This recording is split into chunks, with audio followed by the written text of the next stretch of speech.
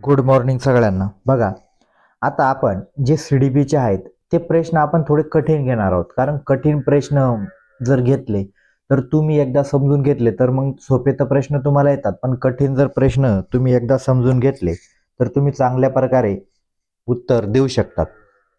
आता पहिला प्रश्न आलेला आहे. आता हे प्रश्न ज्याच्यामध्ये ऑप्शनमध्ये ऑप्शन असतात ते प्रश्न कसे सोडवायचे हे पण मी तुम्हाला चांगल्या प्रकारे सांगतो.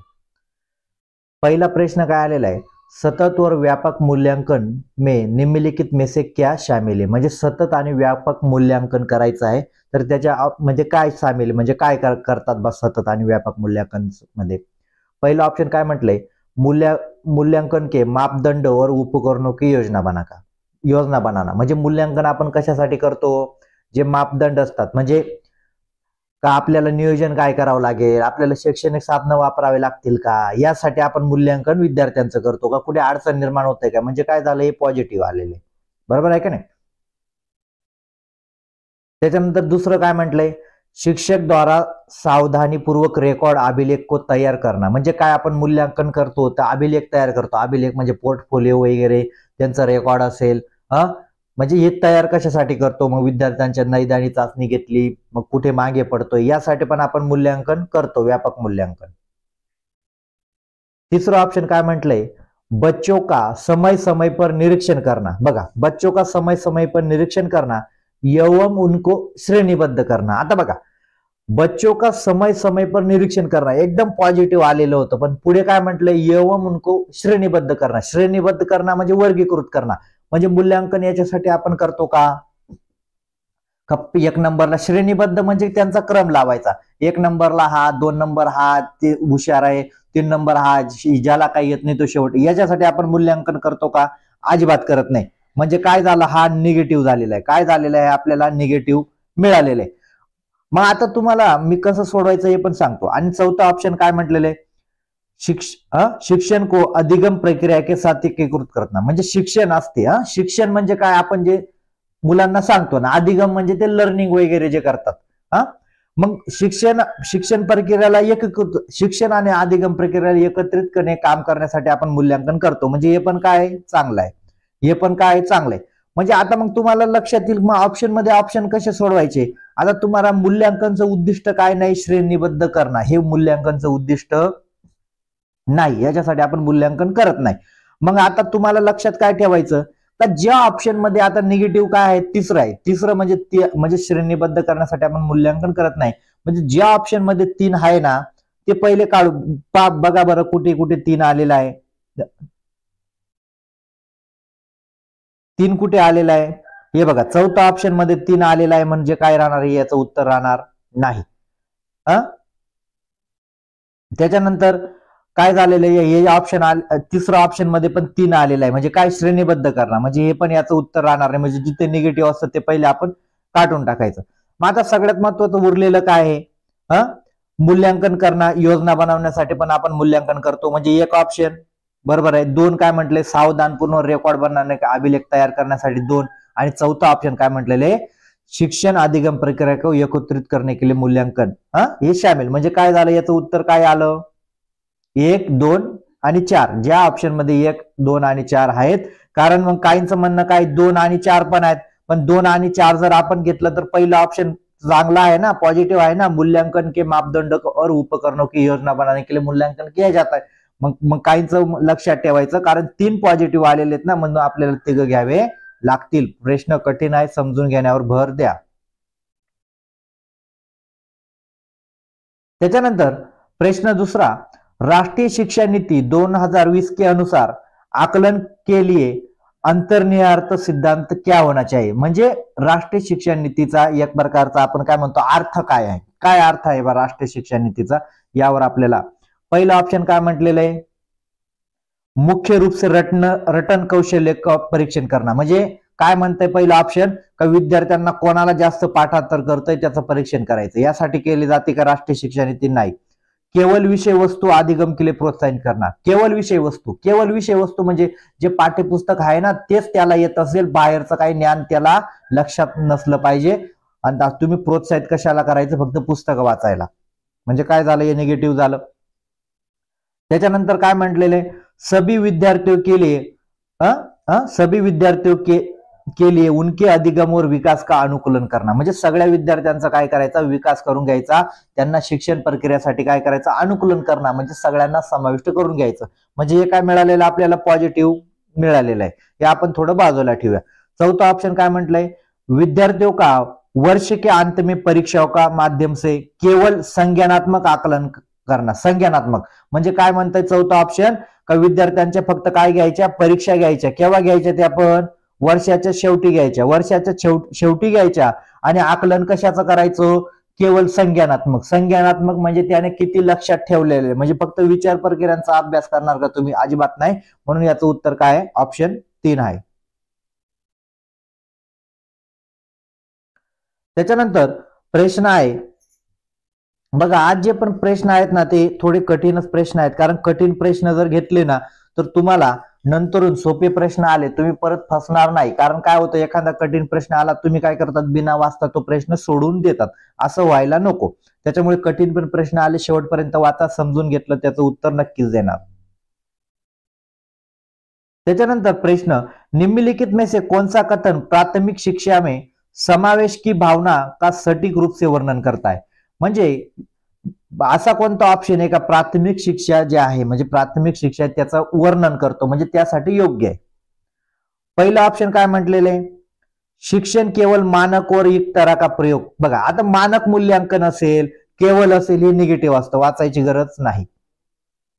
शिक्षक कुछ जातीय समूह के बच्चों को पूर्वाग्रह रखता है, म्हणजे शिक्षकाला असं वाटतं का ह्या जातीतून विद्यार्थी आलेला आहे, त्या जातीतले विद्यार्थी कधीच चांगले शिकत नाही, या संदर्भात त्याचा पूर्वग्रह आहे. हे चांगलं शिक्षण आहे का, अजिबात नाही. पूर्वग्रह चांगला अजिबात नाही. शिक्षक को विशेष शैक्षणिक आवश्यकता वाले बच्चों से कोई अपेक्षा नहीं करनी चाहिए. म्हणजे शिक्षक काय म्हणतोय, ज्याला आवश्यकता आहे, आता उदाहरणार्थ दृष्टिबाधित विद्यार्थी, त्याला आवश्यकता काय आहे, त्याला तुम्हाला पर्श्य साहित्य द्यावं लागेल. मग शिक्षकाने काय करावं, का यांना पर्श्य साहित्य ज्यांना लागतं, जो दृष्टिबाधित आहे किंवा त्यांना श्रवण बाधित आहे, या विद्यार्थ्यांना ज्यांना आवश्यकता आहे त्यांच्या उपेक्षा केली पाहिजे. उपेक्षा केली पाहिजे म्हणजे हे काही गरज नाही रे तुझ्या शिकायची, मी कुठून आणू तुझ्यासाठी साहित्य, पर्श्य साहित्य, आपल्या शाळेत एवढंच आहे, म्हणजे यांची उपेक्षा कराल का तुम्ही, अजिबात करणार नाही. म्हणजे ज्या ठिकाणी 3 ऑप्शन निगेटिव्ह येतात, तुमचं ऑप्शन उरलं काय, ते तुमचं उत्तर. नाही वाचलं तरी तुमचं उत्तरच असेल. शिक्षण सांस्कृतिक रूप से उत्तरदायित्व, म्हणजे शिक्षक काय असतो, सांस्कृतिक रूप से उत्तरदायित्व शिक्षा शास्त्र का प्रयोग करता है, करती है. म्हणजे शिक्षक काय करतो, आपल्या समाजातील, समाज असेल, संस्कृती असेल, त्याचं उत्तरदायित्व करतो. म्हणजे काय असतो, एका प्रकारे ते काय असतो, पुढे घेऊन जाण्याचा, आपल्या समाजाला चांगलं शिक्षण देण्याचं शिक्षक हे काम करत असतो. प्रश्न कठीण आहेत, समजून घेतले तरच उत्तर देऊ शकतात. बघा त्याच्यानंतर परत तसाच प्रश्न आलेला आहे. हे प्रश्न सोपे असतात, पण काय असतात, तुम्ही समजून नाही घेतले तर तुम्ही फसणार. प्रश्न सोपे असतात, याच्या समजून घेण्यावर जास्तीत जास्त भर द्यावा लागेल.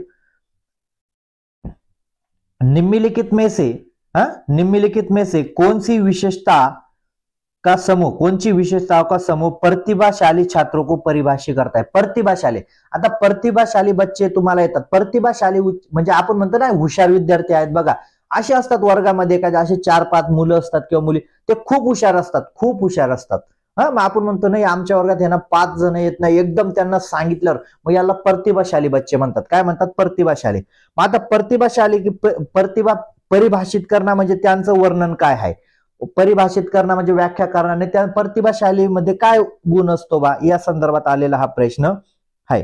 पहिलं काय म्हटलेले, वो शीघ्रता से शिकते है और उसे याद करते. आता बघा प्रतिभाशाली विद्यार्थी कोणता आहे, प्रतिभाशाली विद्यार्थी. मग तो पाठांतर करेल का, याद करेल का. याद करणं म्हणजे पाठांतर करतो का, अजिबात तो करत नाही. आता बघा पाठांतर करतो का, तो नुसतं पाठांतरणावर भर देतो का प्रतिभाशाली, अजिबात नाही का. दुसरं काय म्हटलेले, वो सतर्क रहते और तुरंत उत्तर देते. म्हणजे बघा वो सतर्क रहते, सतर्क म्हणजे ज्या वेळा शिक्षक शिकवत असेल काय, तो सक्रिय असतो आणि उत्तर पण देतो. बारीकी से अवलोकन करते, अवलोकन करणे म्हणजे निरीक्षण करणे. तुम्हाला असं वाटेल अवलोकन अन्वेषण करणे, म्हणजे अवलोकन करणे म्हणजे काय, निरीक्षण करणे. त्याच्यामध्ये तिसरा ऑप्शन काय म्हटलेले, वे तोरण के साथ बेहतर प्रदर्शन करते. तोरण म्हणजे त्यांची विचार प्रक्रिया जे असतात ना, जे शिक्षक जे सांगतो ना, त्याच्यासाठी ते चांगल्या प्रकारे काय करतात, हा, विद्यार्थ्यांना प्रदर्शन करणे. आता प्रदर्शन करणे म्हणजे प्रत्येक वेळा प्रदर्शन करणे म्हणजे विद्यार्थ्यांना सांगणे नाही, तर उत्तर देणे याला पण प्रदर्शन करणे म्हणतात. बघा म्हणजे काय होतं, एक निगेटिव्ह आलेलं आहे. आता तुम्हाला काय करायचंय, ज्याच्यामध्ये एक आलेलं आहे, ज्या ऑप्शन मध्ये एक आलेलं आहे ते तुम्हाला काढून टाकायचंय. आता पहिला ऑप्शन बघा एक आलेलं आहे, दुसरा ऑप्शन बघा एक आलेलं आहे, तिसरा ऑप्शन पण बघा एक आलेलं आहे, पण चौथा ऑप्शन मध्ये एक आलेलं नाही, म्हणजे हे काय असेल, तुमचं उत्तर असेल. म्हणजे याच प्रकारे तुम्ही काय करतात, उत्तर काढू शकतात. म्हणजे फक्त तुम्हाला काय जे निगेटिव्ह आहे ना, ते निगेटिव्ह समजून घेतलं पाहिजे.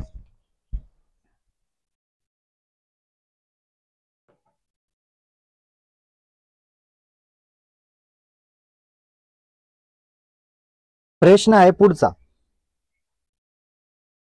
प्रश्न पुढचा, निम्नलिखित में से कौन सी शैक्षणिक प्रणाली अत्यधिक दृष्टिबाधित से जूझते हुए विद्यार्थियों के समावेश हेतु प्रभावशाली नाहीये. म्हणजे प्रश्न काय आलेला आहे का, दृष्टिबाधित विद्यार्थी त्यांच्यासाठी कोणती योजना उपयोगाची नाही. तर कोणती उपयोगाची नाही, बघा पहिलं ऑप्शन काय म्हटलेलं आहे, प्रत्यक्ष और स्पष्ट बोलणं, म्हणजे स्पष्ट बोलणं. आता विद्यार्थी दृष्टिबाधित आहे, तो का श्रवण बाधित आहे का, म्हणजे बोलणं पण हे काय असेल, चांगलं असेल.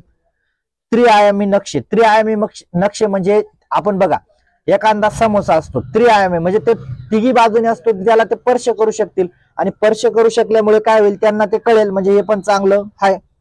ऐसी किताबें, तीसरा ऑप्शन का, ऐसी किताबें और बोर्ड जिनको छुआ और महसूस किया जा सकता है. म्हणजे काय करू, स्पर्श म्हणजे कसे त्यांना पुस्तकं कोणची द्यायची, ज्यांना ते हात लावू शकतील, स्पर्श करू शकतील, हे पण चांगलं आहे. पण चौथा ऑप्शन काय म्हटलेलं, नीट बघा, दृश्यात्मक प्रस्तुतीकरण. दृश्यात्मक म्हणजे ते बघण्यासाठी हा कॅम्प्युटर का उपयोग करणं, म्हणजे दृश्यात्मक प्रस्तुतीकरण द्यायचं, म्हणजे त्यांना चित्र लावून द्यायचं आणि बघायला लावायचं. हे दृष्टिबाधित विद्यार्थ्यांसाठी योग्य आहे का, अजिबात योग्य नाही. म्हणून याचं उत्तर काय असेल, तुम्हाला प्रभावशाली नाहीये. तर प्रभावशाली काय नाही, तर दृश्यात्मक प्रस्तुतीकरण. दृष्टिबाधित विद्यार्थी त्याला दिसणार काय नाही, तुम्ही कॅम्प्युटर असेल, टीव्ही असेल, किती चार्ट चांगले लावून दिले, त्यांना दिसणार नाही. बघा परत असेच कठीण प्रश्न आज मी घेतलेले, कारण कठीण प्रश्न जर घेतले तर तुम्हाला परत अडचण येणार नाही. अभिकथन आणि कारकवर आलेले प्रश्न. शिक्षकों को सभी बच्चों के लिए अर्थपूर्ण अधिगम को सुगम बनाने के लिए विविध अधिगम अवसर प्रदान करने चाहिए. अवसर प्रदान करणे चाहिए म्हणजे पॉझिटिव्ह आहे, बरोबर का. कारण शिक्षकाने काय असेल, अर्थपूर्ण शिक्षण होण्यासाठी त्यांना जे सुगम साहित्य, सुगम म्हणजे त्यांना गरजेचं साहित्य जे असेल ते उपलब्ध करून प्रदान करणे, म्हणजे ते गरजेचं आहे, म्हणजे चांगलं आहे. त्याच्यानंतर कारण काय म्हटलंय, सभी बच्चों में सीखने की क्षमता होती. बघा बरोबर आहे का नाही, सगळ्या मुलांकडे शिकण्याची क्षमता असते ना, का असं आहे का सर याच्याकडे शिकण्याची क्षमता नाही, प्रत्येकाकडे शिकण्याची क्षमता असते, फक्त तुम्ही त्यांना शैक्षणिक साहित्य, त्यांच्या अडचणी काय आहेत हे समजून घेतल्या पाहिजे. म्हणजे काय झालं, अभिकथन आणि कारण बरोबर आहे, आणि अभिकथन पण काय म्हणतंय, कारण पण काय म्हणते, शिक्षण शिकण्यासंदर्भातच म्हणतंय ना. वर पण काय, अधिगम म्हणजे शिकणे, आणि खाली पण शिकण्याची क्षमता होती, म्हणजे काय दोघांमध्ये काय आले, शिकणंच आलेलं आहे. म्हणून काय असतात, ते एक दुसऱ्याची काय करतील, ते व्याख्या करतील. एक दुसऱ्याची ते व्याख्या करतील. का व्याख्या करतील, कारण प्रत्येकामध्ये काय असेल, शिकण्याची क्षमता असते.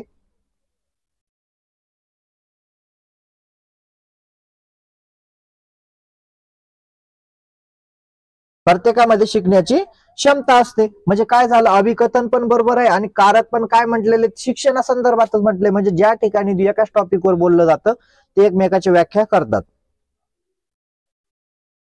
त्याच्यानंतर प्रश्न आहे, एक विद्यार्थी जो नियंत्रण के बाह्य अधिकारिता में विश्वास रखता है. बाह्य अधिकारिता म्हणजे एखादा विद्यार्थी आपल्यापैकी पण कोणी असतं बघा, नाही तर असे विद्यार्थी असतात, त्यांना नापास झालं का, त्यांना काय म्हणतात, ते नापास झाले का ते असं म्हणतात का, मी अभ्यास केला नाही, मी तयारी कमी केली, किंवा मला समजलं नाही, असं कधी म्हणत नाही. पण ते काय म्हणतात, नशिबाला दोष देत नाही रे, काय आपल्याला आपल्या नशिबातच नाही बघा सीटेट पास होणं, असं म्हणणारे पण विद्यार्थी असतात.